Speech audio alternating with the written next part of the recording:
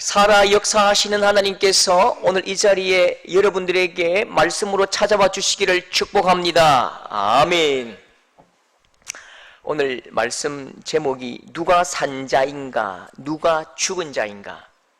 정확하게 이 물음에 여러분 답을 내리실 수 있어야 됩니다. 제가 그림을 한번 보여드릴게요. 여러분, 자, 어떤 게 불고기 버거고 어떤 게 새우 버거일까요?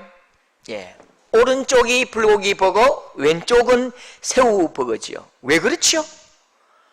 빵이 두 개잖아요. 빵은 똑같이 두 개지요. 안에 상추도 들어있네요. 빵이 제일 크잖아요. 빵이 두 개고 제일 큰데 빵이 다릅니까? 뭐가 하나는 불고기 버거고 하나는 새우 버거지요? 뭐가 결정합니까? 빵이 결정하는 거 아니지요? 뭐가 결정하죠? 안에 안고 유식한 말로 패티 뭐 이런 게 있습니다. 안에 고기죠. 안에 그게 불고기면 불고기 버거, 안에 새우면 새우 버거지요. 핵심이 뭐죠? 핵심은 빵이 아니라 안에 있는 그 안고죠. 안에 있는 패티죠. 복음서에도 그 곳곳에 글 쓰는 형식이 있다고요. 글 쓰는 형식 중에 햄버거 형식 이렇게 말하는 게 있어요.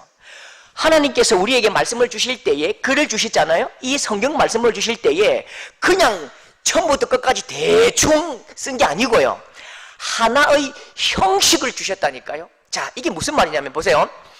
가노라 삼각사나 다시 보자 한강수야 고국 산천을 떠나랴 하랴마는 시절이 하수상하니 얼똥말똥하여라 얼쑤.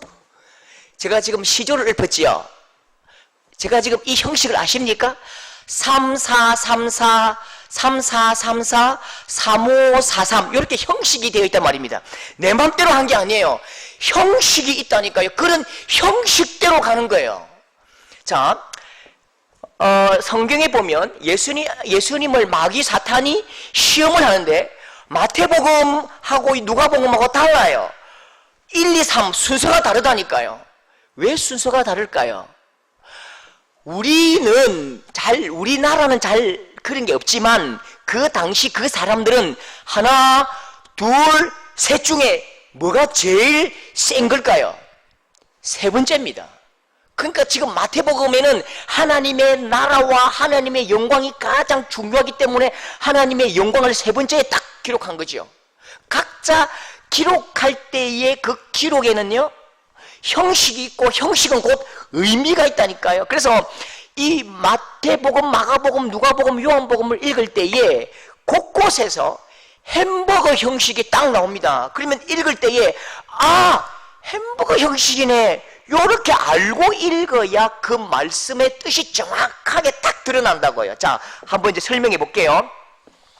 6장을 시작하면서 우리가 읽은 그 앞에 말씀 윗방이 하나 있지요. 그 방은 자 7절에 보면 12 제자를 부르사 둘씩 보내시며 요게 위에 방입니다. 햄버거의 윗방.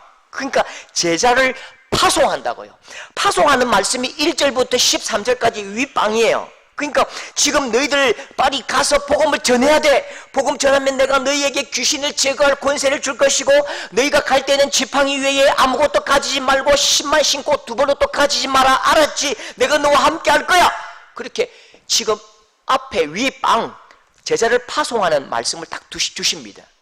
그리고 우리 읽은 말씀이 14절부터 29절 말씀이 딱 가운데 꼽혀 있습니다. 그리고 30절에 무슨 말씀이냐면 자 같이 읽읍시다. 시작. 사도들이 예수께 모여 자기들이 행한 것과 가르친 것을 낱낱이 고하니. 자, 그럼 30절은 무슨 말씀이지요? 선교 보고지요. 앞에 선교 파송이 있고 뒤에 30절에 선교 보고하는 장면이 있다고요. 그런데 참 이상하잖아요. 논리적으로 상식적으로 보면 선교를 파송하면 그 뒤에 붙어야 될 말씀이 선교 보고가 되어지요. 햄버거 윗방이 선교 파송이라면 햄버거 아랫방이 선교 보고인데요. 그 가운데 끼워져 있는 이 핵심 고기 덩어리가 바로 오늘 이 우리가 읽은 이 말씀이라고요. 무슨 말인지 도저히 모르겠다. 제가 또 더 쉽게 말해 볼게요. 자, 그림 한번 보세요. 자, 보십시오.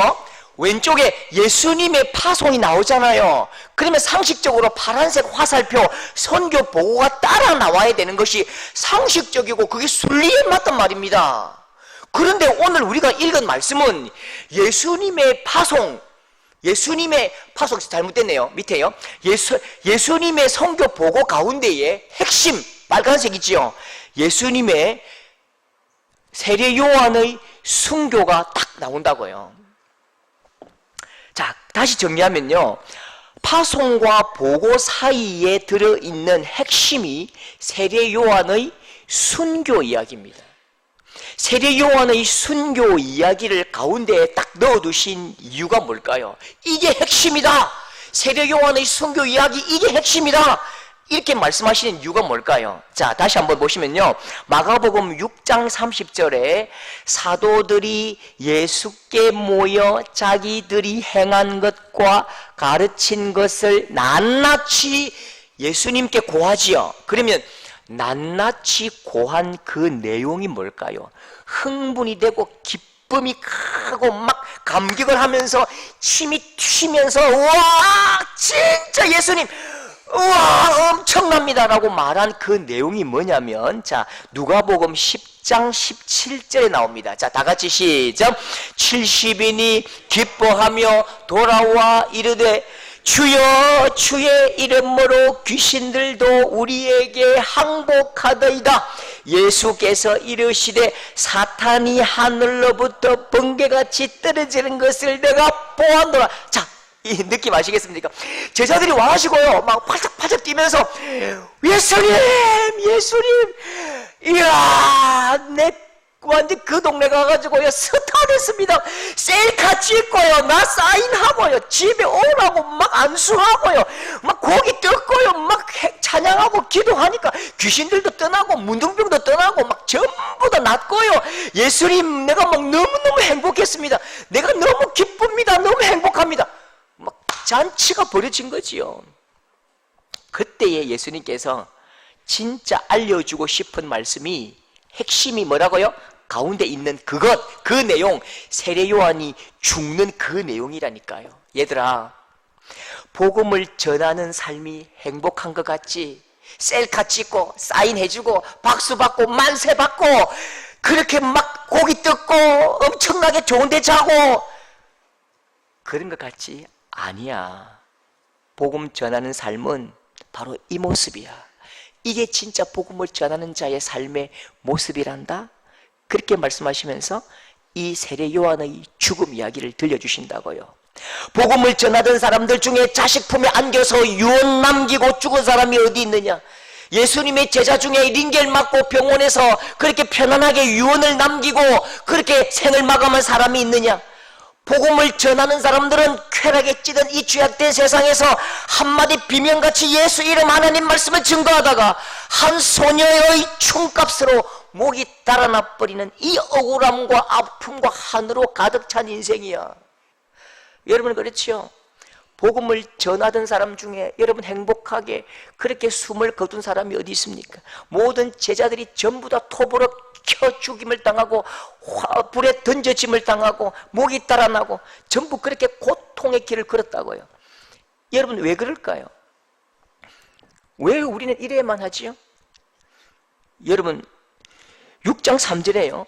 이 사람이 마리아의 아들 목수가 아니냐 하고 예수를 어떻게 했다고요? 배척한지라. 예수님도 배척을 당하셨다니까요. 고향 마을에서 쫓겨나셨다고요. 11절 어느 곳에서든지 너희를 영접하지 아니하고 너희 말을 듣지도 아니하거든. 이 말은요 아니할 거야. 너희가 어느 곳에 가든지 너희를 영접하지 아니하고 너희 말을 듣지 아니하고 소금 뿌릴 거야. 침 뱉을 거야. 너희들에게 발길질 할 거야. 그건 너희들의 일상생활일 거야. 그리고 오늘 말씀 29절 요한의 제자들이 듣고 와서 시체를 가져다가 장사하니라. 회개하라 천국이 가까웠느니라. 그렇게 천둥 같은 소리를 내 지르던 그 세례 요한도 어린 아이의 춤값으로 목이 잘려 죽는 것입니다.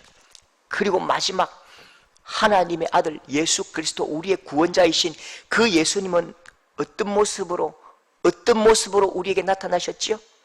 갈대로 그의 머리를 치며 침을 뱉으며 희롱을 당한 후에 자색 옷을 벗기고 도로 그의 옷을 입히고 십자가에 못 박으려고 끌고 나가니라.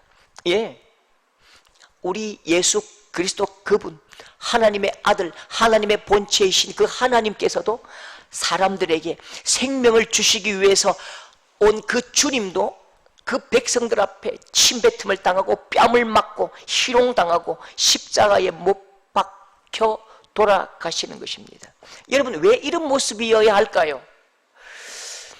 우리나라 그 여성 아주 훌륭한 문인 중에 나혜석이라는 사람이 그런 말을 남깁니다. 자기가 처녀일 때는 잘 몰랐는데요, 자식을 놓으면서 그 죽을 고통을 당했는데, 죽을 고통을 당하던 그 고통을 표현하면서 자식은 어미의 생명을 갉아먹는 괴물이다, 그렇게 말합니다. 그 말이 자식을 조롱하는 것이 아니고요, 자식을 향해서 내가 이 괴물아, 네가 내 피와 내가 내 살을 물고 뜯어먹는구나라고 말할 만큼, 죽을 만큼 고통스럽더래요. 원래 여러분, 소중한 생명은 생명을 먹고 자라는 것입니다. 생명은 생명으로 잉태되는데 그저 그냥 동양하듯이 한 그릇 1,000원 2,000원 주고 생명이 태어나는 것이 아니라 생명이 죽음으로 생명이 태어나는 것이죠. 한 생명이 땅에 떨어져 죽어야만 다른 생명이 태어나는 것입니다. 여러분, 그래서 하나님이신 예수님조차도 인간들에게 배척을 당하시고 십자가에 못 박혀 죽으셨지요. 그 주인이 멸시를 당하고 미움을 당해 십자가에 못 박혀 죽으셨는데, 그 예수님을 전하는 우리 역시 다르지 않을 것입니다. 역사 이래로 복음을 전하고 예수 생명을 전하는 자들의 숙명, 바로 이게 진짜 우리의 모습이다. 이 세례 요한의 죽음을 보라, 이게 너희들의 운명이요 너희들의 삶이요 너희들의 소망이다라고 말씀해 주시는 것입니다. 여러분, 참 재미있는 하나의 현상이 있는데요, 우리 6.25 아시잖아요? 6.25 때에 1951년 2년도에 백마고지, 철의 삼각지대, 여러분, 하루아침에 몇만 명, 몇천 명의 젊은이들이 그냥 죽어나갑니다. 하룻밤에 10번, 20번 그렇게 치열한 전쟁이 벌어집니다. 그렇게 처절한 전쟁터가 있는 반면에 부산에서, 그때 부산에 밤마다 어떤 일이 있었는지 아십니까? 밤마다 캬바레가 열리고 춤판이 벌어지는 거예요. 한쪽에는, 저 휴전선에는, 38선에는 피 터지게 죽을 고생을 하고 고통당하는 그런 엄청난 일이 벌어지는데, 한쪽에는 캬바레가 벌어지고 춤판이 벌어지는 거죠. 여러분, 그러면 진짜 대한민국의 운명은 어디서 결정이 나지요? 피를 토하며 죽어나가는 그 청년들의 목숨값이 바뀌어져가는 그곳에 바로 조국과 민족의 운명이 결정된다고요. 온 나라의 힘과 에너지와 주목받을 그 모든 에너지는 어디로 집중되지요? 바로 거기에 있는 거지요. 여러분, 우리의 삶이 아무리 어려움도 없고 아무런 문제도 없고 아무런 고통이 없다면 그건요, 어쩌면요, 복 있는 인생일까요? 아니요, 확신합니다. 그건 부산에 있는 캬바레가 열린 것입니다. 우리의 인생이, 삶이 복음을 전하면서 미움받고 소금 뿌림을 당하고 막 고통각 당하고 있다면, 여러분, 우리는 지금 백마고지 속에서 하나님의 나라를 위해서 처절하게 싸우고 있는 것입니다. 여러분, 그런 이야기 알잖아요. 물론 누군가가 지어낸 이야기겠지만요, 사탄들이 모여가지고, 마귀 귀신들이 모여가지고 막 회의를 했대요. 저 교회를 좀 무너뜨리고 싶는데, 저 성도들을 좀, 복음 전하는 저 성도들을 좀 다 그냥 막 입을 막고 싶어서 순교시키고 죽여버렸대요. 그런데도 끝없이 복음을 전하고 사람을 살리고 생명이 구원받고 예수님께로 돌아오니까 내가 어떻게 할 바를 알지 못하겠다고 그렇게 귀신들이 막 마귀들에게, 마귀 대장에게 그렇게 외치니까요, 마귀 대장이 가만히 생각해 보면서, 그러지 말고 우리 작전을 바꿔보자. 성도들에게 막 좋은 것 주고 막 엄청나게 좋은 것 주고 하나도 투정하지 않고 하나도 어림없이 막 잘 먹고 잘 살게 만들어보자. 그 작전을 바꿨대요. 그러니까 막 잘 먹고 잘 살고 어려움이 없고 행복하고 신나고 막 좋으니까요. 그때부터 복음을 전하지 않고 생명을 다해서 목숨을 다해서 예수 생명을 전하지 않고 그렇게 나태해지더랍니다. 여러분 어쩌면요, 우리가 예수 전하고 생명 살리는 그 현장이라면 반드시 우리에게 고통이 있고 어려움이 있습니다. 여러분 그 어려움 속에서 담대하게 복음을 전하고 생명이 살아난 그 영광된 복된 현장이 여러분의 삶이 될 수 있기를 축복합니다. 한 번도 나를 통해서 한 명도 단 한 명도 나를 통해서 생명이 살아난 영광이 없다면 여러분 정말 주님 앞에서 우리가 어떤 말로 주님 앞에 아뢰겠습니까? 네 인생 살아오면서 네 열매가 무엇이냐? 주님 나는 열매 없는데요. 너무 부끄럽지 않을까요? 여러분 삶 가운데 힘들고 어려워도 반드시 여러분의 삶을 통해서 생명으로 생명이 잉태되는 그 놀라운 현장이 여러분 삶을 통해서 이루어지는 복된 여러분 될 수 있기를 축복합니다. 여러분 이제 우리가 이 핵심인 안고 이 팩트를 집중해서 한번 보십시오. 오늘 말씀은 두 사람을 보여줍니다. 자, 한 사람은 헤롯이고 한 사람은 세례 요한입니다. 누가 죽었습니까?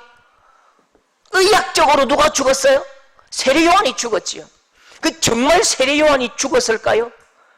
산자와 죽은 자를 정확하게 보십시오. 헤롯 이 사람은요, 밤마다 잔치를 하고 기름진 음식을 먹고 원하는 여성들을 아내로 맞을 수 있고 황금관을 쓰고 황금 도포를 입은 왕입니다. 오늘 말로 루이비통 메고 샤넬 목걸이 목에 걸고 롤렉스 차고 바이마허 끌면서 아주 행복한 듯 보입니다. 그래서 누군가 묻는다면요, 헤롯 왕이시여, 당신 행복하십니까? 당신 행복하십니까? 정말 이 사람이 살았을까요? 이 사람이 산 사람입니까? 여러분 이 말씀에 한번 그림을 보십시오. 신하들이 막 와서요, 왕 앞에서 그렇게 이야기합니다. 신하들이 막 뜯는 거예요. 와서 막 뜯은다고요. 와, 예수라는 사람 봤나? 예수라는 사람 봤나? 아, 나 실제로 봤어. 야, 죽은 사람도 살리더라. 야, 막 그 귀신들이 떠나가고 그라사의 그 흉측한 귀신도 몰아내고, 야, 야이로의 집 딸도 막 살리고, 야, 대단하더라. 막 이렇게 말을 주고 받는데요, 신하들이 막 수다를 떨 때에 한 사람은 벌벌벌 떠는 겁니다. 막 손을 떨고요, 땀을 흘리고 막 땀을 닦습니다. 누굽니까 이 사람이? 이 사람이 헤롯 왕이라고요. 땀을 닦고 식은 땀을 흘리면서 막 벌벌벌 떨고 얼굴이 벌개지니까요, 한 신하가 그렇게 물었겠지요. 아니 왕이시여, 무슨 일 있습니까? 헤롯 왕이시여, 어디 아프십니까? 병원 가야 되는 거 아닙니까? 왜 그렇게 얼굴이 벌개지고 왜 그렇게 손을 벌벌벌 떱니까? 무슨 일입니까? 14절, 예수의 이름이 드러난지라 헤롯 왕이 듣고 이르되 이는 세례 요한이 죽은 자 가운데서 살아났도다. 16절, 헤롯이 듣고 이르되 내가 목벤 요한 그가 살아났다 하더라. 지금 사람들은요 막 예수님 이야기를 막 떠들어대는데 이 헤롯은 세례 요한이다, 세례 요한이야, 내가 죽이지 말 걸 그랬어, 복수하러 올 거야, 나 좀 숨겨줘, 나 무서워. 그렇게 예수님의 소식을 듣고 자기가 죽인 세례 요한이 살아났다고 벌벌벌 떠는 것입니다. 여러분 세례 요한이 살아있을 때에 이 헤롯이 어떤 행동을 했는지 한번 보십시오. 이 헤롯의 정서, 이 헤롯의 감정, 이 헤롯의 마음을 보십시오. 20절 다 같이 헤롯이 시작. 헤롯이 요한을 두려워하여, 그 다음요, 크게 번민하면서도 26절 왕이 심히 근심하나. 참 표현이 재밌네요. 이 사람이 왕이라서 그런지 통이 큽니다. 번민을 해도 크게 번민하고 근심을 해도 심히 근심을 하네요. 이 사람은 수면장애, 우울증, 강박증, 조현증, 밥맛 없는 인생입니다. 왕이 근심합니다. 어떻게 근심한다고요? 크게 근심하고 심히 염려하고 완전히 마음이 막 들뜨고 어렵고 근심하고 두렵고 무섭고 강박증이고. 여러분, 이 사람이 왕이잖아요. 왕인데 왜 이렇게 되었죠? 왕은 자기 마음대로 할 수 있잖아요. 자기 마음먹은 대로 하면 되잖아요. 여러분, 누구에게나 왕이든 왕이 아니든 간에 누구에게나 내 인생을 견인하는 동력이 있다고요. 내가 내 맘대로 가는 게 아니고 내 삶을 견인하는 힘이 있다고요. 그런데 이 헤롯의 인생, 이 사람을 견인하는 동력이 뭘까요? 이 헤롯의 인생은 누구 따라갑니까? 어떤 힘에 의해서 움직여가지요? 17절 같이 읽겠습니다. 시작. 헤롯이 헤로디아에게 장가든 고로, 그 다음에요, 이 여자를 위하여 사람을 보내어 요한을 잡아 옥에 가두었으니, 이 여자를 위하여. 26절 자 같이 왕 시작. 왕이 심히 근심하나 자기가 맹세한 것과 그 안전자들로 인하여 그를 거절할 수 없느니라. 자, 보십니까? 그 여자를 위하여, 또요, 그 안전자들로 인하여. 나는, 헤롯은 지금 내 마음의 소원대로, 내가 생각하는 바른 길대로, 내 의지대로 움직이는 게 아니고요, 내 목을 딱 조르고 있는 한 여자가 있다고요. 내 목을 딱 조르고 있는 이 여자가 나를 이끄는 대로 질질질 끌려가고요, 나를 둘러싼 많은 사람들이 그 사람들의 마음에 들기 위해서 내 마음에 있는 소원을 말할 수가 없는 거지요.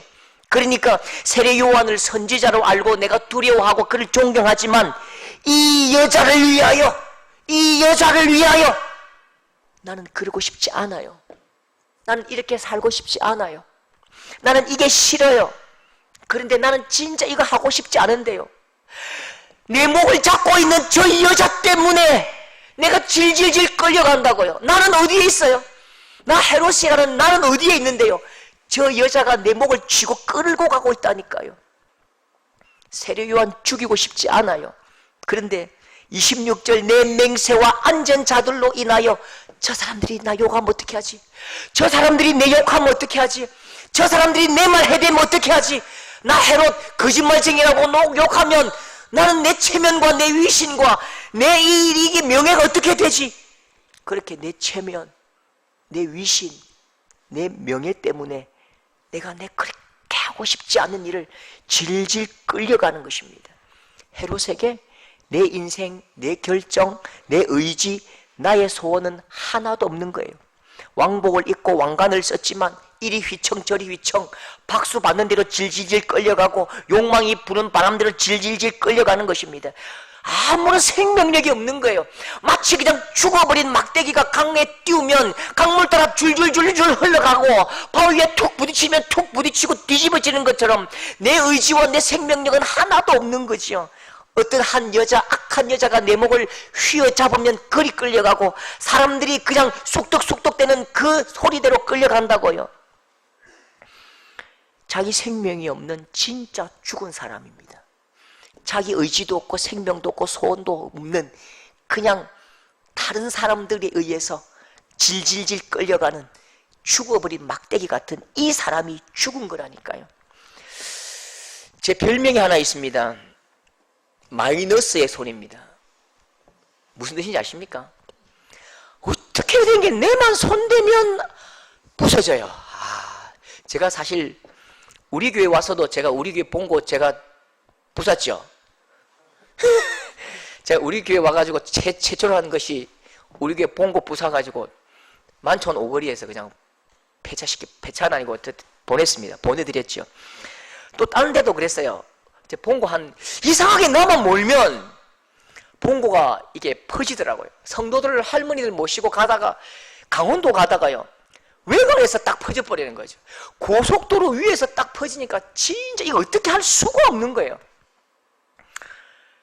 엔진이 딱 죽어버리니까요, 견인차가 오잖아요. 엔진이 죽어버렸기 때문에, 생명이 죽었기 때문에 그 본고는 자기 의지대로 움직일 수 없습니다. 견인차가 끄는 곳으로 끌려갈 뿐이지요. 어디로 끌려갔을까요? 15인승 이스타나입니다. 폐차장으로 끌려갔습니다. 폐차장에 도착하는 순간 폐차장에 이 견인차가 딱 견인을 푸는 순간 이 안은 참입니까? 고철입니까? 고철이라고요. 그러면 500만 원 받았을까요? 50만 원 받았을까요? 50만 원 받았어요. 왜요? 고철이기 때문에 쇠의 무게를 달아주는 것입니다. 차가 멋지게 치장했으면 무슨 고철? 멋진 고철. 화려하게 치장했으면 화려한 고철. 빨간색으로 도색했으면 빨간 고철. 파란색이면 파란 고철. 예쁘면 예쁜 고철이지요. 생명이 없으면 이름도 바뀌는 것입니다. 최고급 명품으로 나를 치장했을지라도 내게 생명이 없으면 나는 고철이고 사람은요 시신이지요. 시신. 며칠 전에 이란 대통령이 헬기에서 떨어져서 죽었는데요, 참 안타까운 일이지만요, 그분을 보면서 수색한 후에 대통령 각하 안녕하십니까 이렇게 인사를 합니까? 아닙니다. 딱 목에 대고요, 생명이 끊어졌다 라고 하는 순간 어떻게 할까요? 흰 천으로 덮어버립니다. 그리고 이 사람은 어떤 명령도 어떤 주장도 할 수 없는 시신이지요. 아무리 화려하고 아무리 높고 아무리 많이 가져도 그건 화려한 죽은 자일 뿐입니다. 생명은 생명이 붙어 있어야 생명이지요. 생명이 있는 나무는 생명을 주는 그 나무에 열매를 맺고 꽃을 피우지만 생명이 없는 것들은요, 낙엽 같은 인생이요, 죽은 자같이 떠내려 간다고요. 여러분, 생명이 있는 자입니까? 여러분 인생이 예수 생명으로 가득 찬 성도들 될 수 있기를 축복합니다. 죽은 자와 같이 이리저리 끌려가지 말고요, 죽은 자와 같이 탐욕대로 그냥 세상 가치대로 질질 끌려가지 말고요, 예수 생명의 나무가 되어서 예수 그리스도의 꽃을 피우고 예수 그리스도의 열매를 맺는 우리 복된 성도들 될 수 있기를 축복합니다. 오늘 두 번째 사람은 세례 요한입니다. 이 사람은 자기 자신이 정확하게 누군지 알고 있어요. 자, 요한복음 1장 23절 다 같이 시작. 나는 광야에서 외치는 자의 소리로다. 나는 광야에서 외치는 자의 소리로다. 여러분, 내가 누군지 아는 것이 가장 중요합니다. 내가 누군지 알아야 그때부터 내 삶을 살아간다고요. 내가 누군지 정확하게 정의해야 그때부터 내 삶이 시작된다고요. 오늘 이 시대의 가장 위험한 문제가 무엇입니까? 내가 누군지 정의하지 못하고 내가 누군지 모르기 때문에 다른 사람들이 말하는 대로 질질 끌려간다고요. 내 삶은 없고 내 소원은 없고 다른 사람들이 기대하는 대로 살아가는, 이게 어리석은 사람들의 모양입니다. 사람들은 요한을 엘리야라고 부릅니다. 왕도 함부로 할 수 없는 대단한 인생이 되었습니다. 폼을 좀 낼만한 한 사람이죠. 그런데요, 마태복음 3장 11절에 보면 그가 평생을 한 일이라고는 이 일입니다. 내 뒤에 오시는 이는 나보다 능력이 많으시니 나는 그의 신을 들기도 감당하지 못하겠노라.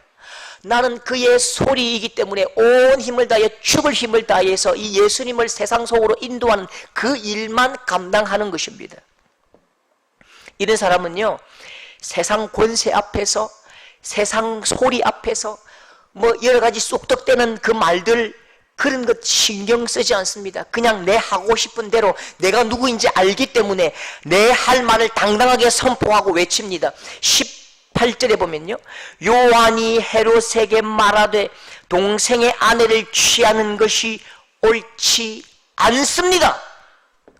모든 사람들은요, 왕이시여 잘했습니다, 왕이시여 잘했습니다, 훌륭한 일입니다, 그렇게 말할지라도 이 세례 요한은 헤롯이여 그건 옳지 않습니다라고 분명히 말할 수 있다고요. 왜요? 나는 누구라고요? 광야에서 외치는 자의 소리이기 때문에 헤롯 너의 눈치를 보고 살 것도 아니요 사람들의 인기를 얻고 살 것도 아니요 나는 하나님의 대사로 하나님의 사람으로 절대로 사람의 권력 앞에 무릎 꿇지도 않을 것이며 사람의 인기를 탐하지도 않을 것이기 때문에 나는 그냥 나를 파송한 그 하나님의 말씀을 전할 뿐인 것입니다. 여러분, 우리가 간혹 TV에 보면요, 대사가, 각 나라의 대사가 청와대나 어떤 정부기관으로 불리움을 받을 때가 있습니다. 여러분, 대사가 들어갈 때에 고개를 숙이고 손바닥 비비면서 아이고 잘못했습니다, 그렇게 하는 대사는 없어요. 당당하게 카메라 앞에 어깨를 펴고 눈을 딱 부라리고 들어갑니다. 그리고 자기 할 말을 정확하게 합니다. 왜요? 나는 나를 보낸 국가의 대사이기 때문에 대통령과 왕의 권세를 가지고 들어가는 것입니다. 그래서 내 말을 하는 것이 아니라 내 나라의 말을 하고 내 대통령의 말을 하는 것이기 때문에 절대로 꿀리지 않아요. 당당하게 눈 딱 뜨고 우리나라의 입장을 딱 전달하고 그리고 그냥 돌아 나오는 것입니다. 여러분, 오늘 말씀에도 제자들을 파송할 때에 마가복음 6장 8절에 보면요, 이렇게 말씀하십니다. 함께 읽어볼까요? 시작. 양식이나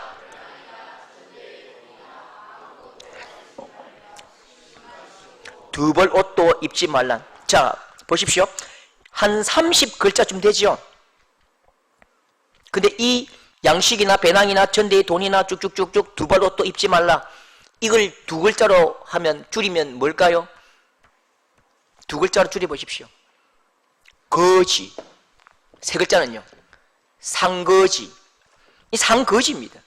거지입니다. 그러나 행색이 내 모양이 거지 꼴이지요. 내 모양이는 거지 꼬라지라도 내가 거지입니까? 아니죠. 내 옷 입은 옷이 나를 결정하는 게 아니에요. 골드, 텍스, 삼성, 모르겠습니다. 그러나 중요한 건 이 옷이 나를 결정하는 게 아니고요, 내가 파란색 티를 입어도 나는 김상조 목사고 서도교회 담임 목사입니다. 내가 난닝구만 입어도 나는 김상조 목사고 서도교회 목사지요. 이 옷이 나를 결정하는 게 아니라고요. 여러분, 오늘 말씀도 네 행색이 거지꼴이라도 네 존재는 바뀌지 않는 거지요. 내가 명품인데 내 옷이 거지 옷이라도 다 떨어져도 내가 바뀌는 게 아니라니까요. 내가 입은 것이 나를 결정하지 못하고 내가 가진 것이 나를 결정하는 것이 아닙니다. 나를 보내신 그분이 나를 결정하는 것이고 그분이 나에게 임명하신, 불러주신 그 이름이 나의 이름인 것입니다.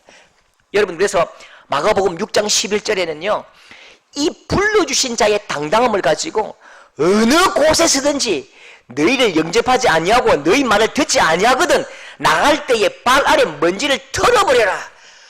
너는 하나님의 대사야. 너는 하나님의 사람이야. 당당하게 네가 네 할 말을 증거하고 내가 네 입에 준 그 말을 증거하고 외치고, 그러나 그들이 받아들이면 네가 들어갈 것이요 받아들이지 않으면 뒤도 돌아보지 말고 털고 나와버리라고요. 여러분, 오늘 한 사람 헤롯, 한 사람 세례 요한, 여러분 누가 살았고 누가 죽은 자입니까? 세례 요한은 비록 한 소녀의 이름값으로 그 목은 떨어졌지만 육신은 죽었지만 그 메아리, 그 목소리는 큰 부르심이 되어 큰 소리가 되어 아직도 헤롯 왕궁에서 이 악한 자를 향해서 예수 그리스도의 이름으로 크게 외치고 악을 고발하지요. 세례 요한이 산 자요, 이 헤롯이 죽은 자인 것입니다. 하나님의 소원을 품고 하나님께서 그에게 말씀하신, 임명하신 그 이름을 가지고 있는, 그 존귀한 이름을 가지고 있는 이 세례 요한은 지금도 살아 있습니다. 그러나 헤롯은 처음부터 끝까지 그는 죽은 자요, 의지도 없고 소망도 없는 자지요. 여러분, 복음을 전하는 제자들은 지금 이 자리에 없습니다. 그러나 복음을 전하는 제자들의 그 소리가 얼마나 크고 우람하든지 그 육신의 생명은 사라졌지만 아직 2000년이 흘러간 지금도 이 사도들이 증거한 복음의 소리는 온 천하 만방에 확장되고 크게 울려 퍼지고 있지요. 여러분, 복음을 전하는 이 목소리, 이 생명력은 지금도 살아있는 것입니다. 예수님 오실 때까지 세례 요한과 제자들과 또한 복음을 전가하는 우리는 살아있는 것입니다. 우리의 소리가 살아있고 우리의 소망이 살아있고 우리의 간절한 희망이 살아있고 우리의 간절한 주님께로 부여받은 그 메시지가 살아있다면 우리는 산자인 것입니다. 여러분, 누가 산자요? 누가 죽은 자입니까? 산소망이신 하나님의 소원을 품고 꿈꾸는 사람이라면 그 사람이 산자인 것입니다. 그 사람이 의미 있는 것입니다. 여러분, 어디에서 무엇을 하든지, 무엇을 입고 어떤 직업에 있든지, 어떤 형편에 있든지 하나님의 소원을 품고 하나님의 꿈을 품고 하나님의 메시지를 내 입에 머금고 힘을 다해서 복음을 전하는 참으로 하나님이 쓰시는 인생이요 영원히 사는 복된 성도들 될 수 있기를 축복합니다.